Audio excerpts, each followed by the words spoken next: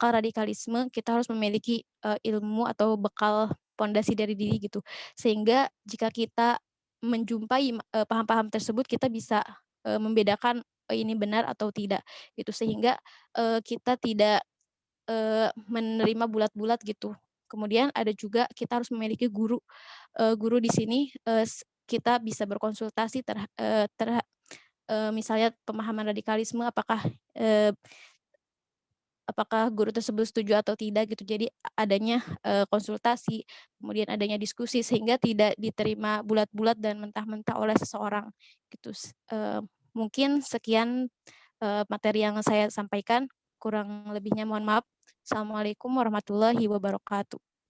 Waalaikumsalam warahmatullahi wabarakatuh. Terima kasih kepada Teh Dina Marina dari jurusan PKNB yang telah memaparkan materinya. Alhamdulillah, teman-teman, kita sudah menyimak masing-masing penyaji dengan tema upaya preventif menangkal radikalisme dalam beragama.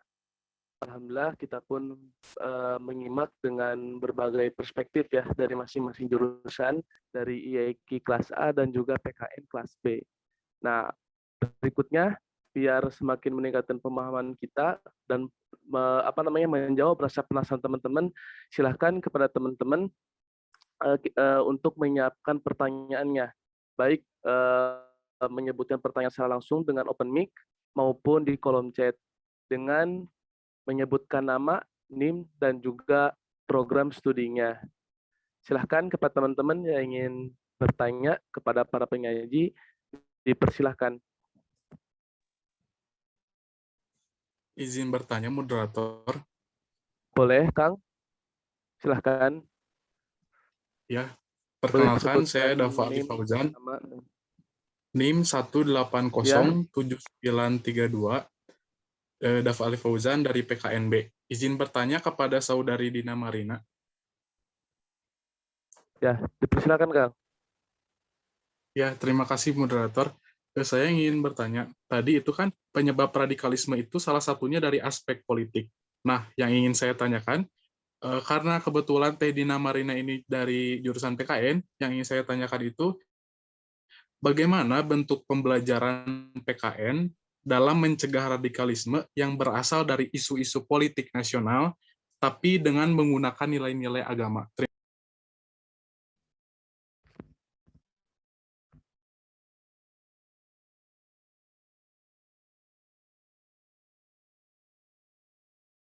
Baik, apa sudah cukup, Kang Dapak, pertanyaannya? Sudah cukup, terima kasih moderator. Baik, terima kasih. Kepada Teh Dina, apakah mau dijawab langsung atau kita tampung dulu pertanyaannya? Dijawab langsung saja, Kang. Boleh, dipersilakan Teh. Izin menjawab untuk pertanyaan Dava. Terima kasih ya Dava. Menurut saya gitu, pembelajaran yang efektif untuk mencegah radikalisme sendiri gitu. Yang pertama kan tadi saya telah menyinggung mengenai deradikalisasi gitu, penerapan pendidikan nilai karakter sehingga ya mungkin memang untuk sikap toleransi kan tidak misalnya kita untuk menyampaikan materi sekali murid itu langsung menerap gitu hal-hal yang berbau toleransi melakukan atau mengaplikasikan toleransi tersebut. Nah, kita bisa untuk melakukan pembiasaan gitu untuk si murid-murid tersebut, misalnya sikap toleransi. Nah, yang pertama itu kan pembiasaan. Kedua juga kita harus menjadi figur gitu bagi para murid-murid kita sehingga misalnya ada guru yang nonis, kita harus bisa menghargai, kemudian dan lain-lain gitu sehingga murid juga bisa mencontohkan perilaku-perilaku kita yang telah kita terapkan pada lingkungan kita sekitar gitu. Seperti itu. Baik, terima kasih Teh Dina. Kepada Kang Dapak, apakah ada tanggapan terlebih dahulu atau cukup? Terima kasih atas Saudari Dina atas tanggapannya. Tapi saya ingin sedikit bertanya lagi.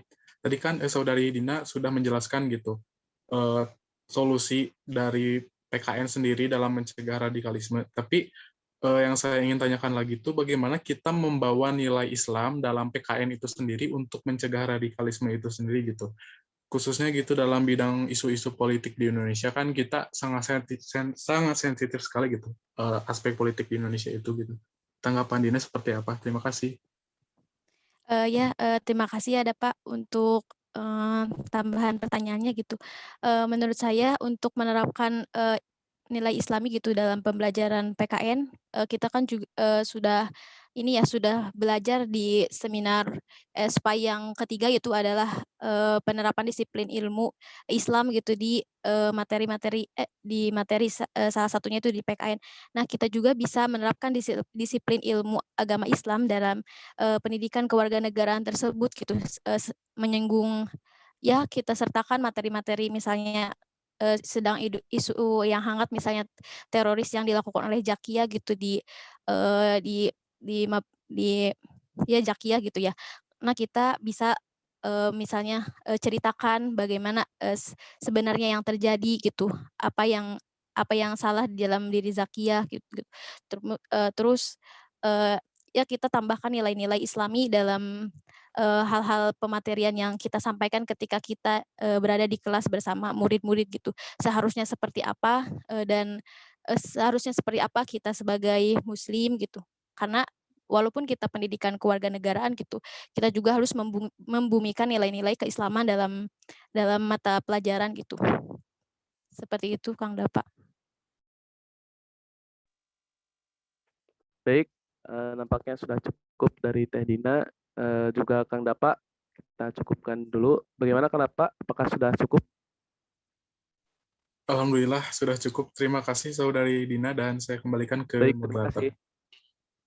Siap, terima kasih Kang Dapa. Selanjutnya ada yang sudah mengangkat tangan nih dari tadi. Ada Izin Kang bertanya. Andrian Arif Nugraha. Silahkan kepada Kang Andrian Arif Nugraha untuk menyampaikan. Ya, baik, terima kasih moderator. Izin bertanya kepada Saudari Dina. Nama saya Adrian Arif Nugraha dari Program Studi Pendidikan Kewarganegaraan kelas 2018B. NIM-nya 1802451. Langsung ke pertanyaannya saja. Tadi kan ya, sempat diulang beberapa kali bahwa Indonesia sebagai negara dengan multikultural gitu. Dan yang ingin saya tanyakan adalah sebenarnya bagaimana gitu ya bentuk radikalisme yang menyasar terutama golongan-golongan masyarakat yang memang rentan gitu, yang rentan terkena radikalisme itu selain dari karena lingkungan pendidikan, juga saya membaca faktor terkuatnya adalah motif ekonomi juga ternyata. Hampir kebanyakan sasaran dari masyarakat yang tidak teredukasi ini adalah berasal dari ekonomi yang lemah gitu. Nah, kira-kira menurut Saudari Dina, tantangan yang lebih, solusi yang lebih praktisnya itu akan seperti apa bila kita sebagai mahasiswa gitu ya, dan juga atau sebagai pemerintah gitu, pihak-pihak pemerintah. Nah, barangkali itu dulu, moderator. Baik, terima kasih Kang Andrian. Kepada Teh Dina, apakah mau langsung jawab atau Langsung ditampung saja dulu? Kang, Boleh, langsung saja. silakan Teh. Bismillahirrahmanirrahim, izin menjawab pertanyaan dari Adrian ya, tadi mengenai faktor-faktor pemicu dari, radikalisme gitu. Nah, betul sekali gitu, ada faktor pemicunya itu adalah ekonomi.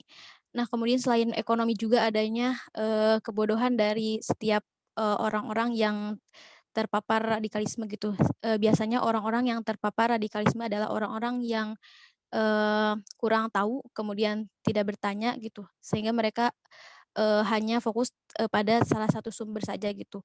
Jadi menurut, Quraish Shihab juga orang-orang yang terpapar radikalisme itu adalah orang-orang yang, kurang pintar gitu atau bodoh. Kemudian ada juga tadi telah disinggung, karena adanya faktor ekonomi yang menyebabkan mereka, mmm, mereka, terjun gitu terhadap pemahaman radikalisme. Ya betul sekali gitu ya, karena mungkin dari orang-orang yang terpapar radikalisme, karena mereka memiliki ekonomi yang kurang, kemudian ada paham-paham yang menjanjikan kehidupan bagi mereka, kemudian kekayaan bagi mereka, kemudian jika mereka jihad eee, me apa, memberikan bom gitu pada salah satu tempat dan atau eee, tempat pemerintahan yang lainnya mereka bisa masuk surga gitu. Biasanya orang-orang paham radikalisme bisa menjanjikan seperti itu terhadap orang yang kurang ekonominya gitu. Mereka bisa menjanjikan perekonomian mereka semakin membaik gitu.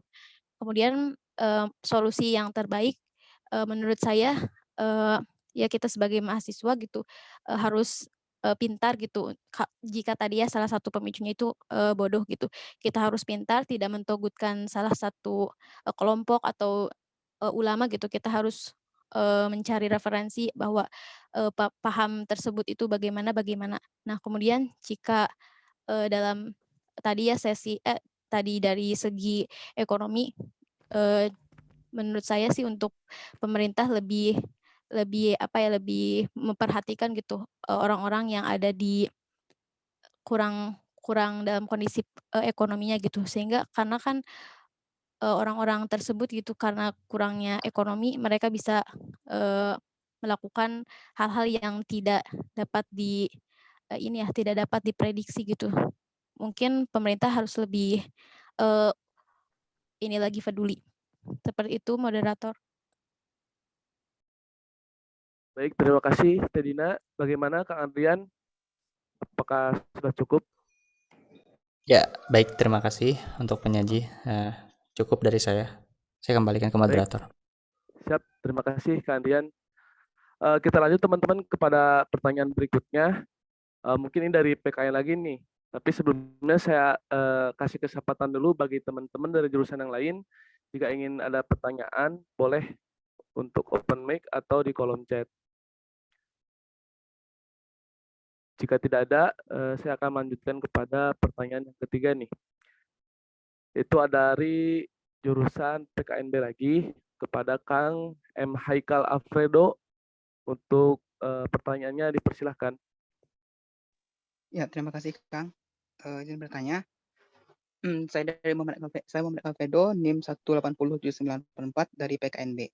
Izin bertanya di sini, kalau kita ingat dulu pernah ada mantan Kemenak yang menyatakan bahwa radikalisme itu ciri-cirinya datang dari orang yang sering masuk masjid gitu ya, atau juga orang yang penampilannya bagus.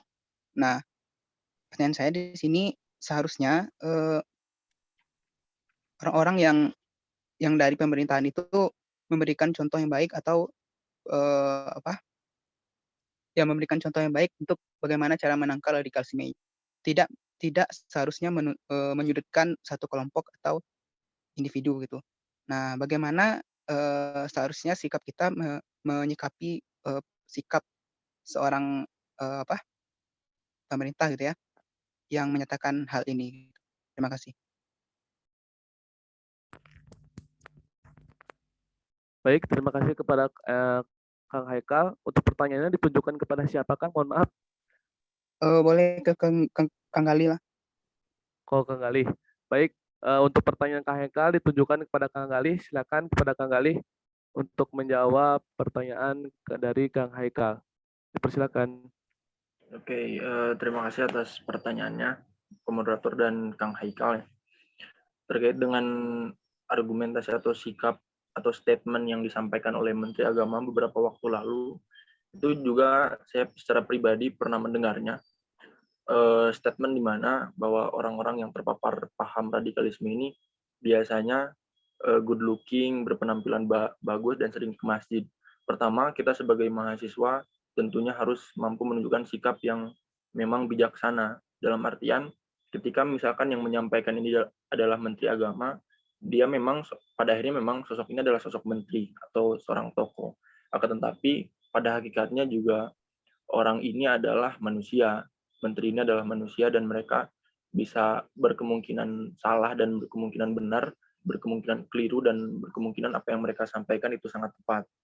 Nah, sikap kita sebagai mahasiswa tentunya harus bijak dalam melihat dan mendengarkan apa yang kita dengar dari orang lain atau statement apapun dari sekalipun itu dari presiden atau menteri, karena ya bisa jadi apa yang mereka sampaikan itu bentuk sikap politik kah atau memang sikap atau statement bijaksana dari dari mereka sebagai sosok menteri atau pihak-pihak yang memang punya kepentingan yang besar di negara ini dan lain-lain. Ketika pun Menteri Agama mengatakan seperti itu, kita pertama harus tahu konteks apa yang dimaksud oleh apa yang dikatakan oleh Menteri Agama ini. Ketika misalkan Menteri Agama mengatakan biasanya, dalam artian berarti tidak semuanya gitu. Tidak semua orang yang good looking, orang yang masuk masjid ini terpapar paham radikalisme dan terorisme. Bisa jadi memang yang sering atau survei yang mereka lakukan ketika misalkan menangkap orang-orang yang terpapar paham radikalisme, biasanya memang survei yang mereka lakukan atau orang-orang yang mereka tangkap biasanya good looking kah, atau memang berpenampilan menarik dan memang sering ke masjid itu. Bisa jadi seperti itu. Artinya kita sebagai mahasiswa harus tahu konteksnya ketika memang yang kita lihat statement yang Menteri Agama ini katakan ternyata keliru dan lain-lain, ya kita harus bijaksana dalam menanggapi hal tersebut gitu. Dan tentunya ya jangan sampai malah juga menebar kebencian kepada orang-orang yang sebetulnya kita hanya baru tahu dari media saja begitu. Mungkin begitu tanggapan dari saya, Pak Moderator. Baik, terima kasih kepada Kang Gali yang sudah menjawab pertanyaannya. Bagaimana kepada Kang Haikal atas jawabannya dari Kang Gali? Terima kasih kepada Kang Gali. Mungkin ada pendapat dari teman-teman yang lain.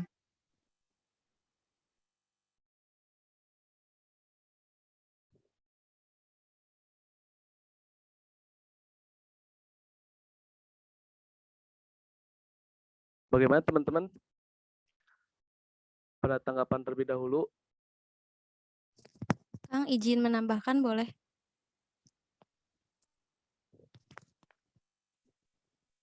Boleh, kepada Teh Dina, dipersilakan.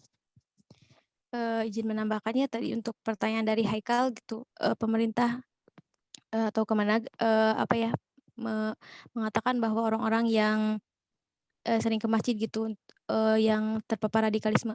Nah, pernah saya baca gitu dalam satu jurnal, biasanya memang ada gitu salah satu paham radikalisme yang menghidupkan kembali masjid-masjid yang kurang kurang aktif gitu. Jadi mereka itu mengaktifkan lagi masjid-masjid yang kurang aktif, kemudian mereka baru menebarkan pemahaman radikalisme gitu.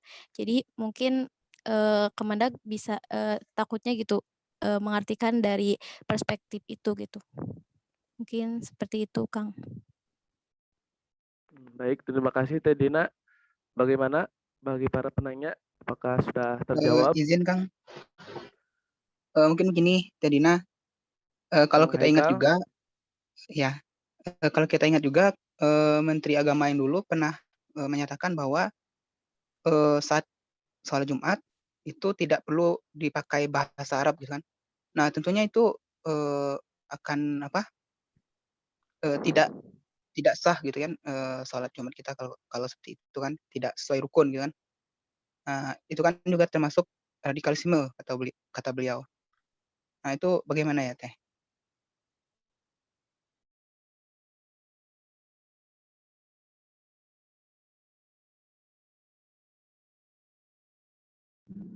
Izin menanggapi mungkin Kang Ustaz. Boleh. Kang Gali, dipersilakan. Ya, beberapa dari kita betul memahami ketika memang sholat Jumat itu khutbah harus menggunakan bahasa Arab pun ya, atau misalkan ada statement dari Menteri Agama terdahulu bahwa ya tidak perlu menggunakan bahasa Arab dan lain-lain. Sebetulnya konteks yang mereka katakan bisa jadi memang keliru dan bisa jadi memang benar gitu. Tetapi mungkin yang harus kita pahami ya seharusnya memang seharusnya Menteri Agama atau tokoh-tokoh seperti ini tidak mengeluarkan statement yang itu justru malah multitafsir bagi kita semua. Harusnya seperti itu, karena memang harusnya ketika mereka mempunyai jabatan dan amanah atau posisi tertentu, diamanahi amanah yang besar, dan memang mereka sebagai publik yang memang public figure yang dilihat oleh masyarakat Indonesia, harusnya statement yang mereka katakan itu tidak mau ditafsir gitu. Pada ya ketika misalkan Menteri Agama pun bisa mengatakan seperti itu, artinya kan mulai ada penafsiran yang berbeda-beda di masyarakat, dan itu malah menciptakan konflik di tengah-tengah masyarakat. Oh, ternyata ada yang mempercayai bahwa orang-orang yang radikal dan lain-lain. Nah, sedangkan yang Menteri Agama katakan ini justru malah lebih ke mengeneralisir. Nah, sikap kita ya lebih baik bijak, dan kalaupun bisa ya kita kritik mereka dengan sebaik mungkin agar pada akhirnya ada evaluasi buat mereka sebagai tokoh besar di negara kita. Mungkin demikian pandangan dari saya. Baik, terima kasih Kang Galih. Bagaimana Kang Haikal? Apakah sudah cukup? Baik, terima kasih. Saya rasa sudah cukup. Baik, terima kasih. Saya ucapkan kepada Kang Haikal sudah bertanya. Alhamdulillah teman-teman, sesi diskusi dan tanya jawab sudah selesai karena waktunya sudah habis. Semoga apa yang telah disampaikan oleh para penyaji kita bisa memberikan keterangan yang lebih jelas untuk kita semuanya, khususnya bagi para penanya. Selanjutnya kita akan lanjutkan kepada pematerian oleh narasumber kita, yaitu dosen kepada Bapak Ganjar Eka Subakti MPD dengan tema upaya preventif menangkal radikalisme dalam beragama. Dalam waktu 15 menit saya persilahkan. Oke, saya share screen ya. Boleh Pak, silakan Pak.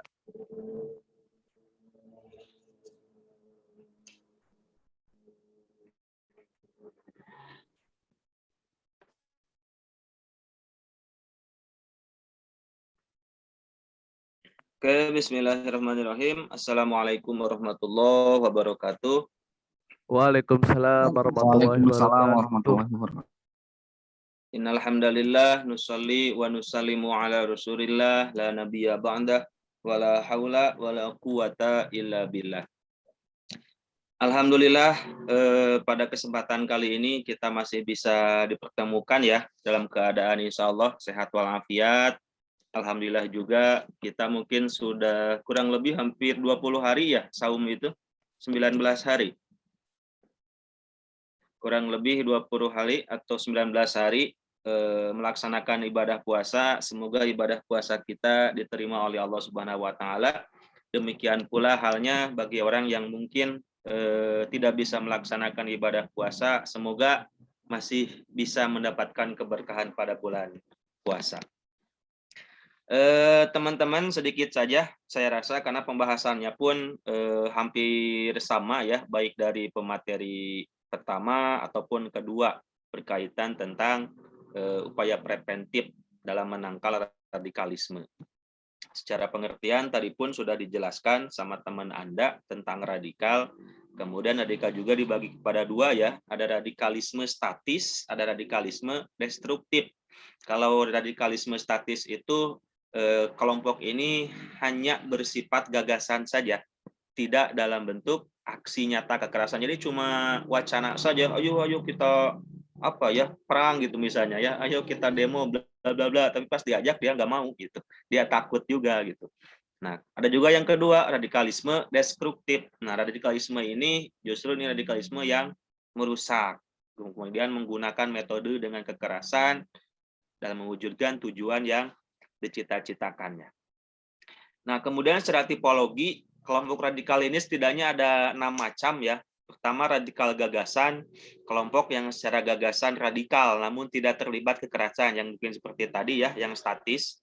Kemudian radikal milisi, kelompok dalam bentuk milisi yang terlibat dalam konflik komunal.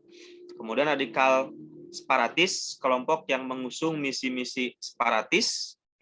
Kemudian radikalisme premanisme, kelompok dalam bentuk kekerasan terhadap kemaksiatan. Nah, ini yang wah itu tuh misalnya lagi saum, warungnya buka, hancurkan. Nah, ini yang bentuk kekerasan terhadap kemaksiatan. Kemudian radikal lainnya, kelompok yang menyuarakan kepentingan kelompok politik, sosial, budaya, ekonomi, dan lain-lain. Dan yang keenam, radikal teroris, kelompok yang mengusung dan mengatasnamakan ideologi keagamaan, penghancuran, pembunuhan, bersifat masif, rasa takut yang luas dan paksaan, dan ideologinya dengan cara kekerasan. Yang pasti ke semua radikal ini bukan hanya di Indonesia, sebenarnya di dunia ya, di seluruh negara memerangi radikal karena ya tidak ada yang membenarkan. Nah, hantu ini bernama radikal. Menurut penelitian nih, 23,4% mahasiswa setuju dengan jihad untuk tegaknya negara Islam atau khilafah. Dan saya rasa mungkin di antara kita pun ini ada yang mungkin setuju. Namun ya mungkin nggak berani ngomong saja, bisa dipenjara mungkin ya. Demikian hanya pelajar atau SMA 23,3% setuju dengan jihad untuk tegaknya negara Islam atau khilafah. Bukan hanya pelajar ya, pegawai swasta saja misalnya 18,1% menyatakan tidak setuju dengan ideologi Pancasila, saya mau khilafah misalnya gitu kan. PNS pun gitu kan, 19,4% menyatakan tidak setuju dengan ideologi Pancasila dan 9,1 dari pegawai BUMN menyatakan tidak setuju dengan ideologi Pancasila. Dalam artian ya ternyata banyak juga sebenarnya yang memang bersikap radikal gitu kan, dan memang ini harus kita perangi karena kalau tidak justru akan menghancurkan keutuhan negara kita. Penyebab, nah ada beberapa penyebab walaupun tadi sudah disebutkan sama penyaji ya. Pertama diawali dengan sikap intoleran gitu, bahkan yang bom kemarin saja kan itu awalnya itu kan pasti dengan intoleran kan, tidak toleransi, tidak saling menghargai, tidak saling menghormati karena merasa tidak dihormati, merasa tidak dihargai, akhirnya ya itu gitu kan. Kemudian yang ketiga tadi al-gulu, goflah, lalai atau ya bodoh tadi, di mana orang tersebut gampang terkompori lah gitunya, gampang terbawa emosinya. Bahkan ketika apa ya diajak ini langsung mangut-mangut gitu. Dalam artian ya dia kurang pintar gitu ya. Yang selanjutnya fanatis atau berlebih-lebihan. Nah, ini sifat yang tidak boleh kita miliki, sifat berlebih-lebihan. Bahkan dalam ibadah pun kan tidak boleh. Pernah dulu sahabat itu siangnya dia gunakan untuk puasa dan malamnya dia gunakan untuk sholat, sehingga siang dan malam ibadah full gitunya, itu kan sangat fanatis. Nah, kemudian sang istri ini protes ke Rasul, ya Rasul, saya punya suami tetapi dia siangnya disibukkan dengan saumnya dan malamnya pun disibukkan dengan ibadah malamnya, sehingga tidak ada waktu buat saya gitu. Akhirnya si sahabat ini pun ditegur sama Rasul gitu. Dalam artian ya tidak benar juga kita hidup berlebih-lebihan, apalagi mempercayai sebuah kelompok gitu kan. Kemudian yang selanjutnya terkontaminasi dengan pemahaman lain gitu kan, atau terpengaruh dengan tulisan di medsos yang ekstrim, terkontaminasi dengan pemahaman yang lain. Nah, makanya ketika saya suka apa ya, misalnya ketika SPAI saja ya, contoh misalnya cari hukum rokok misalnya gitu ya. Nah, saya suka menyatakan ke teman-teman, ke mahasiswa, jangan dari satu sumber gitu kan. Mending kalau sumbernya benar gitu. Tetapi kalau sumbernya misalnya Syiah lah gitu kan, atau misalnya seperti tadi gitu kan, yang radikal lah, itu kan bahaya. Makanya minimal 3, lebih banyak lebih bagus itu kan 30 atau berapa. Kemudian selanjutnya terpengaruh dengan tulisan di medsos yang ekstrim. Memang ada sebuah ayat bahwasanya baligu ani walau ayah gitu kan, sampaikan walaupun hanya satu ayat gitu. Tetapi ya perlu diingat juga dalam artian jangan sampai Anda mendapatkan WA, oh ini bagus langsung kirim gitu kan. Oh ini bagus langsung kirim. Jangan seperti itu. Ya nanti saya mungkin di bawah ada beberapa contoh tentang bahwasanya bahayanya kita hanya mencaplok potongan-potongan ayat. Kemudian kurang dekat atau belajar dengan ulama, yaitu tadi karena kita kebanyakan sudah milenial gitu kan, apa saja melalui handphone kan gampang ya, mau nyari sesuatu, mau searching sesuatu gitu kan, kebanyakan sekarang gitu kan tidak belajar ke kitab sumbernya, tetapi lebih belajar kepada penafsirannya. Ya nggak apa-apa gitu, selama memang itu benar saja, dan lebih bagus lagi sebenarnya ya kita harus dekat dengan ulama yang memang ulama ini kan paham gitu kan, kitab kuning gitu kan, atau sumber atau dari akar keagamaannya. Jangan sampai Ya kita tidak tahu siapa yang nulisnya, langsung kirim, langsung setuju dan lain sebagainya. Kemudian yang selanjutnya betul tadi pengangguran atau faktor ekonomi. Bahkan salah satu target dari organisasi ISIS itu kan faktor ekonomi ya. Dia diiming-imingi dengan uang yang lumayan besar gitu kan, walaupun dia bom bunuh diri tapi untuk keluarganya adalah misalnya pesangon. Ini salah satu hal yang menjadi faktor juga. Kemudian merasa terpinggirkan atau pemerintah nggak adil nih, saya nggak adil. Wah ini dikompori terus orang yang seperti ini, dikompori, akhirnya ya berontak lah. Demikian hanya orang-orang yang faktor balas dendam pun ada. Itunya di mana misalnya ketika partainya misalnya kalah gitu kan, atau ya ada dendam terselubung atau faktor politik. Yang selanjutnya ialah lemah semangat belajar. Ada juga yang pertama, ada biasanya orang-orang ini atau kelompok ini sasarannya itu adalah orang yang giroh jihadnya tinggi ya. Jadi giroh semangat Islamnya itu tinggi tapi masih sangat awam sehingga masih gampang untuk dicekoki hal-hal yang ya radikal ini tadi atau ekstrim. Yang kedua memang lemah semangat belajar. Dan berbicara tentang lemah semangat belajar, nah negara kita berada kedua paling bawah dari segi literasi khususnya gitu kan. Bahkan dalam penelitian yang lain negara kita, penduduk kita itu cuma 0,01% yang hobi membaca. Dalam artian dari 10.000 cuma 1 orang yang hobi membaca gitu. Nah, saya juga nggak tahu nih. Sekarang kita kan ya sekitar 200-an lebih ya. Ya bisa jadi mungkin di antara kita pun tidak ada yang hobinya membaca gitu. Oleh sebab itu karena kita yang ini tadi ya, lemah semangat belajar sehingga kita malas gitu kan ketika ada pesan misalnya oh ini bagus, sampaikan saja, dalam artian kita malas untuk memverifikasi, untuk bentabayun ini benar atau tidak gitu kan. Ini salah satu hal yang bahaya. Sehingga Nah, ini salah satu hal kekeliruan dalam memahami Al-Quran. Ketika ada sebuah ayat di dalam surah Al-Baqarah, dan bunuhlah mereka di mana kamu temui mereka, dan usirlah mereka dari mana mereka telah mengusir kamu. Saya rasa ketika kita membaca sebagai orang awam, bunuhlah mereka, mungkin kita akan beranggapan, wah mereka ini pasti orang kafir, gitu kan. Dan bunuhlah mereka, wah bunuhlah orang kafir, di mana kamu temui mereka, dan usirlah mereka dari mana mereka telah mengusir kamu. Wah, dalam artian ketika ada di Indonesia orang kafir, hancurkan, bunuh diri itu boleh gitu kan. Demikian hanya ini. Dan perangilah mereka itu sehingga tidak ada fitnah lagi dan sehingga ketaatan itu hanya semata-mata untuk Allah. Siapa mereka? Wah ini pasti orang kafir gitu kan. Karena kita dicekoki juga kan sama kelompok ini. Mereka ini orang kafir, orang yang tidak, bahkan lebih dari itu gitu kan. Kelompok ini yang tadi mungkin disebutkan sebagai Khawarij, orang Muslim saja, atau ketika ada orang sesama Muslim tetapi di luar golongan mereka katakan ya mereka pun kafir, darah mereka halal gitu kan. Ini yang menyesatkan, sehingga bom bunuh diri kan tidak hanya bagi orang kafir saja, tapi orang Muslim pun gitu kan terkena juga. Bahkan polisi abdi negara itu kan dikatakan wah mereka antek kafir gitu kan. Itu yang paling berbahaya.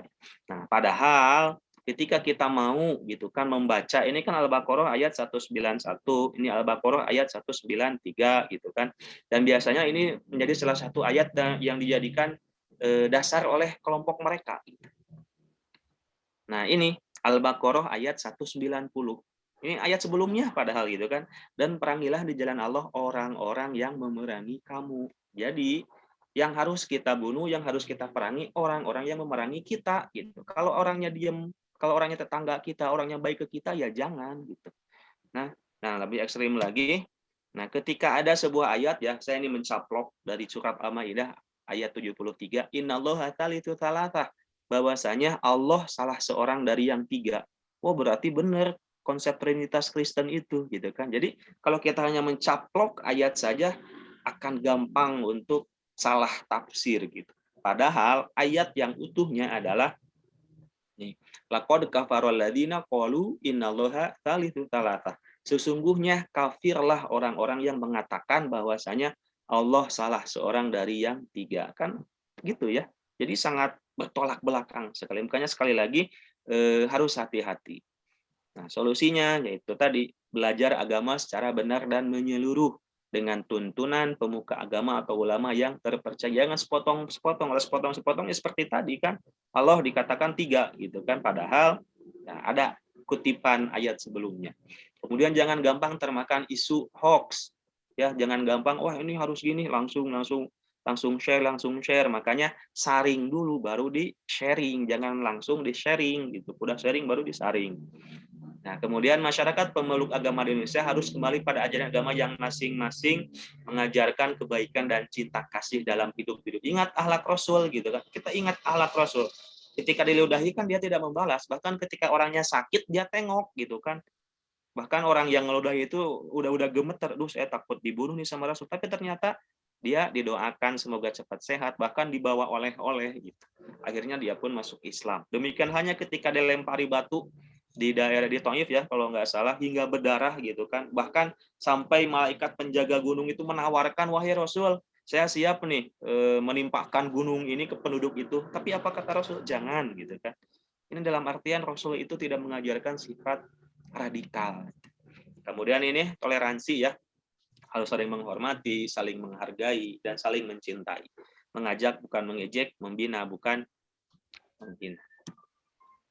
Perkuat Islam moderat gitu kan, baik Anda dari golongan NU, Muhammadiyah ataupun apa itu gitu kan, yang pasti Islam yang moderat itu ya tengah-tengah. Makanya ada yang radikalisme kiri, ada yang radikalisme kanan. Kiri itu sangat liberal, kanan itu sangat, misalnya ketika Anda NU sangat fanatis, itu pun nggak boleh. Jadi harus moderat, harus tengah-tengah gitu. Makanya pemahaman moderat terhadap doktrin agama, Al-Quran dan hadis, pemahaman mendalam terhadap dinamika gerakan radikal baik global ataupun Indonesia, kemudian ya belajar tentang radikal. Selanjutnya perkuat Pancasila sebagai ideologi bangsa secara substansial. Ya, ingat Pancasila salah satu cara untuk menangkal radikal. Ya, dan perlu diingat juga bahwasanya Pancasila itu kan dari ijtihad para ulama ya. Ada Wahid Hashim di sini, ada Abdul Qohar Muzakir, ada juga Agus Salim, dan mereka ini kan pendiri NU, pendiri Muhammadiyah, dan pendiri syariat Islam. Dalam artian mereka ini ulama, bapaknya para ulama sekarang ya mereka gitu. Dalam artian saya rasa Pancasila merupakan fikih yang cocok untuk Indonesia sekarang. Bahkan sebelumnya gitu kan di Piagam Jakarta sempat gitu kan yang Pancasila sila pertama itu dikatakan ketuhanan dengan kewajiban menjalankan syariat Islam bagi pemeluknya. Namun ketika kita mengambil konteks seperti ini ya kasihan kan, agama yang lain tidak toleran kita kepada mereka, dan mungkin pasti akan mereka akan protes gitu, sehingga ya ketuhanan yang Maha Esa sudah cukup mewakili saya rasa gitu kan. Inti ajaran Islam ada dalam Pancasila, bahkan ya lambang saja kan terinspirasi dari kerajaan Islam dulu gitu. Dalam artian ya Pancasila saya rasa sudah Islam gitu. Tidak usah ini lagi. Nah, ini beberapa poin gitu kan, ketuhanan yang Maha Esa gitu kan diambil dari Al-Qur'an gitu kan. Qul huwallahu ahad atau lakum dinukum waliyadin. Ya, Pancasila sebenarnya membawa konsep tauhid dan toleransi beragama. Kemudian kemanusiaan yang adil dan beradab, bahwa Pancasila membawa konsep manusia yang beradab untuk membangun peradaban dan menghapuskan kebiadaban. Ini dalam surat An-Nisa. Wahai orang yang beriman, jadilah kamu orang yang benar-benar penegak keadilan, gitu kan. Kemudian Kesatuan Indonesia, Pancasila membawa konsep bangsa Indonesia yang menjaga persatuan dan kesatuan apapun kondisinya. Ini sesungguhnya orang yang mukmin adalah bersaudara, karena itu damaikanlah antara kedua saudara dan takwalah kepada Allah. Dan masih banyak, ini cuma satu surat saja saya ambil ya, dan masih banyak sebenarnya surat-surat yang lain. Kerakyatan yang dipimpin oleh kebijaksanaan dalam permusyawaratan perwakilan. Nah, ini sedang urusan mereka diputuskan dengan musyawarah. Ada suruhan dalam Al-Quran kan, keadilan sosial bagi seluruh rakyat Indonesia. Semuanya Allah menyuruh manusia berlaku adil dan berbuat baik. Ya, dalam artian ya Pancasila sudah Islam, tidak usah lagi. Kampus Bersatu menolak dan mencegah radikal. Satu semboyan Bhinneka Tunggal Ika, satu ideologi Pancasila, satu konstitusi UUD 45, satu negara NKRI, satu tekad melawan radikalisme dan intoleransi. Yakinlah Pancasila tidak bertentangan dengan Islam. Terakhir ini saya kebetulan kemarin mengikuti workshop ya moderat gitu kan, Islam moderat untuk penakar radikal juga. Indonesia ini merupakan negara ajaib gitu ya. Kenapa? Pertama, bukan negara kebenuaan tetapi bisa bersatu. Kebenuaan itu kan contohnya di Timur Tengah ya. Timur Tengah itu negara benua seperti misalnya Iran dengan Irak itu kan masih satu lingkup ya, satu bahasa juga, bahasa Arab. Tapi mereka perang nggak damai-damai. Arab Saudi dengan Uni Emirat Arab itu kan sama saja satu lingkup tapi perang juga mereka. Tetapi kita negara yang dengan pulau-pulau yang harusnya justru rentan dengan persatuan tetapi kita luar biasanya tetap bisa bersatu. Yang kedua, kebinekaan yang begitu banyak tetapi tetap rukun. Ya, kita kan luar biasa bahasanya berapa ratus mungkin kan, kebudayaan gitu kan, warna kulit dan lain sebagainya. Tapi kita tetap masih rukun. Yang terakhir, Indonesia tidak perlu mengambil alternatif kenegaraan lain atau khilafah karena Indonesia merupakan negeri dongeng. Ya iya. Kenapa? Karena Timur Tengah itu sangat iri dengan kita. Kita itu agamanya banyak tetapi sangat rukun gitu kan. Oleh sebab itu saya rasa Indonesia atau Pancasila merupakan fikih yang cocok untuk negara kita. Gitu kan. Kita Indonesia, kita semua bersaudara. Ya, saya rasa itu untuk pematerian tentang upaya preventif ya untuk menangkal radikal. Sedangkan untuk pertanyaan yang tadi saya rasa sudah cukup bagus dijawab sama teman-teman Anda, baik pertanyaan dari Dava, Adrian ataupun Haikal ya tentang nilai Islam dalam PKN ya Pancasila kan salah satunya banyak mengandung nilai-nilai Islam. Jadi nanti Anda jelaskan saja tentang nilai Islam. Kemudian solusi praktis menangkal radikal dari segi ekonomi ya tadi pun bagus, boleh mungkin seperti tadi yang sudah dijawab sama teman Anda gitu kan tentang keekonomian atau bisa juga dari segi ketika kita sudah keimanan kita, keagamaan kita sudah kuat, saya rasa segi ekonomi tidak akan gampang terpengaruh gitu kan, kita akan ikhlas dengan kondisi kita sekarang. Namun karena itu tadi kita gampang keimanan kita kurang, ekonomi kita kurang, banyak yang mengompori sehingga ya seperti itu gitu kan. Terakhir dari Haikal, radikalisme datang dari orang yang sering ke masjid. Nah kalau yang saya tangkap kebetulan kalau nggak salah ya ini Menteri Agama ngasih pembekalan kepada ASN. Jadi intinya itu sebenarnya bahwasanya kita itu harus hati-hati khususnya orang yang akan merekrut ASN gitu kan, harus hati-hati karena ternyata ya radikal itu kayak musuh dalam selimut, bisa masuk kemana saja. Namun kebetulan mungkin contohnya ya itu tadi orang yang good looking gitu kan, mungkin berjenggot ataupun celana cingkrang, walaupun tidak semua seperti itu gitu kan, walaupun tidak bisa bercadar seperti kemarin ya yang saya tangkap bahwasanya Menteri Agama ini menyatakan ya kita harus hati-hati khususnya yang mengambil ASN, jangan sampai sikap-sikap radikal ini masuk atau yang menyelinap lah ke organ-organ vital di negara. Kalau udah masuk kan bahaya. Ya, saya rasa itu. Kemudian kebetulan karena saya pun diamanahkan oleh ketua tutorial ya untuk menutup tutorial karena ini atau webinar ini kan webinar 5 ini webinar terakhir ya. Ya, betul Pak. Ya, dan mungkin pertemuan ini juga pertemuan terakhir tutorial SPAI gitu ya. Tapi insya Allah lah silaturahmi akan terus terjalin gitu kan. Maka dengan sama-sama membaca Alhamdulillahirabbil alamin. Alhamdulillahirabbil alamin. Tutorial SPAI DPU Universitas Pendidikan Indonesia semester genap ya 2020-2021 secara resmi ditutup. Semoga segala pengorbanan kita ya, baik pengurus, baik peserta gitu kan, baik pengorbanan waktu, pengorbanan tenaga, bahkan mungkin kuota ya, nggak sedikit kan kuota puluhan giga gitu kan.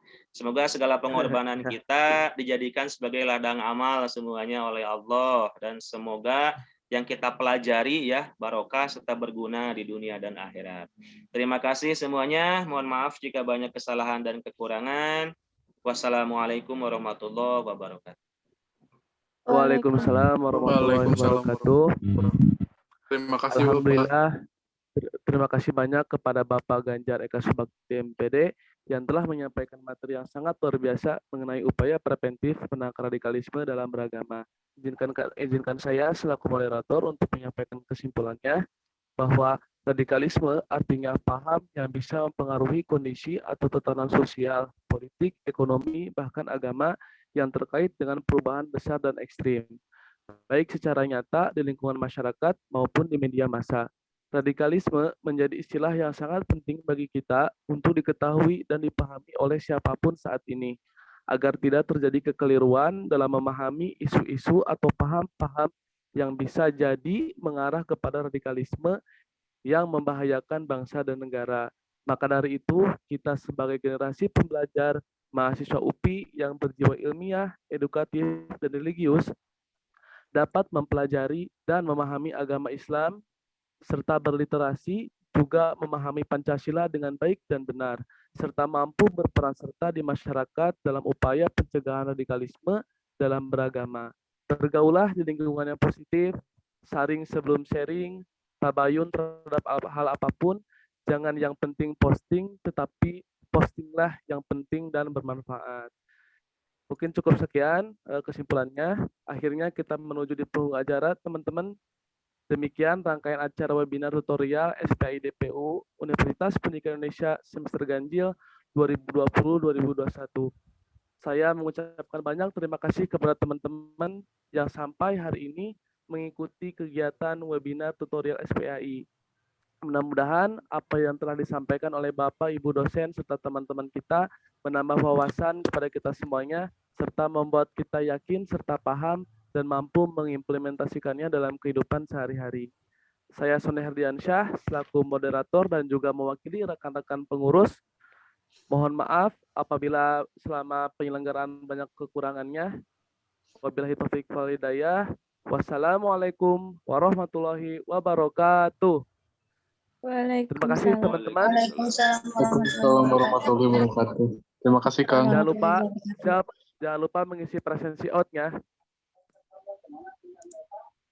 Nah, ini ada infak cinta tutorial. Silahkan teman-teman yang memiliki kelebihan rezeki ingin menambah amal jariah di bulan puasa, silahkan untuk berinfak. Adapun barcode-nya sudah tertera dalam layar teman-teman. Boleh di screenshot. Siapa tahu teman-teman ada waktu nanti bisa ikut beramal.